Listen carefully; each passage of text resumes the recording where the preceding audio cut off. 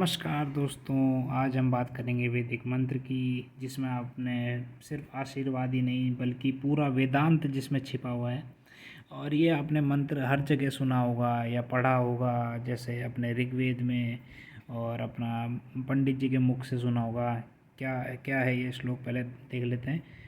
तो यह है कि ओम स्वस्ति न इंद्रो वृद्धश्रवाः स्वस्ति न पूका विश्ववेदाः स्वस्ति नस्तारक्षो अरिष्टनेमि स्वस्ति नो बृहस्पतिर्ददातु। ओम शांति शांति शांति। तो क्या इसका मीनिंग है, ये हम आज जानेंगे। क्या वेदांतिक दृष्टिकोण से देखेंगे कि ये अर्थ क्या है इसका। एक तो अर्थ वही हुआ जो आप हमेशा से सुनते ही हैं कि हमारे लिए इंद्र की शक्ति और यह शुभ हो, पूषा जो हमारा सबका पालन करते हैं वो हमारा कल्याण करें, गरुड़ जो हमें अनर्थों से दूर रखते हैं, हमें सुरक्षित रखें, और बृहस्पति जो ज्ञान और धर्म के रक्षक हैं वे हमें बुद्धि और शांति प्रदान करें। पर अब जो जब हम उपनिषदों की बात करते हैं तो वेदांतिक दृष्टिकोण से देखना बहुत ज़्यादा ज़रूरी है, और तभी हमें समझ में आएगा कि क्या बताना चाहता है, क्या दृष्टिकोण है वेदांत का। तो वेदांत किसकी बात कर रहे हैं, तो ये मनुष्य के भीतर की जो दिव्य शक्तियाँ होती हैं उनकी तरफ संकेत करता है। जैसे कि इंद्र माने क्या। इंद्र कब कहा जाता है व्यक्ति को, जब शक्ति और आत्मविश्वास का प्रतीक इंद्र को माना जाता है। और इंद्र जब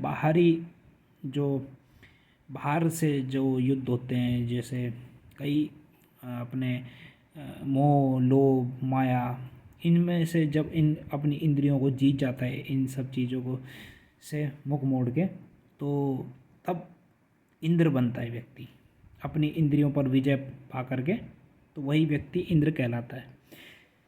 तो इसी की बात करी जा रही कि अपने अंदर की शक्ति को पहचानो और इसको नियंत्रित करो।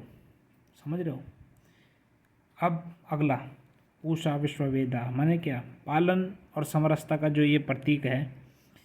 और पूषा वही शक्ति है जो अपना सबका पोषण करती है, और वेदांत में यही अपना सर्वात्म भाव का प्रतीक है।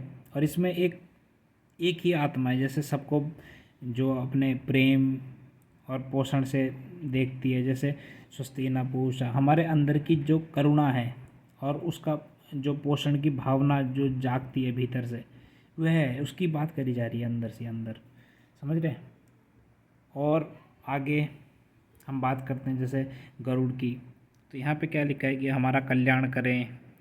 जैसे कल्याण कैसे, माने हम संसार है, जब हम इससे ऊपर उठ जाते हैं, समझ रहे हो, इससे ऊपर उठ जाते हैं, और रक्षा और जो विवेक है उसका जो इसको प्रतीक माना जाता है, वह है जो संसार के विषयों से ऊपर उठ जाता है। जैसे अच्छे और बुरे में फ़र्क करता है अपने विवेक से जब वो अच्छे और बुरे कर्म का फ़र्क जान जाता है। क्योंकि कई लोगों को लगता है किसी को मार दिया तो ये भी अच्छा है उसके लिए। नहीं, आपके पास ताकत है, उसको अच्छी जगह प्रयोग करो।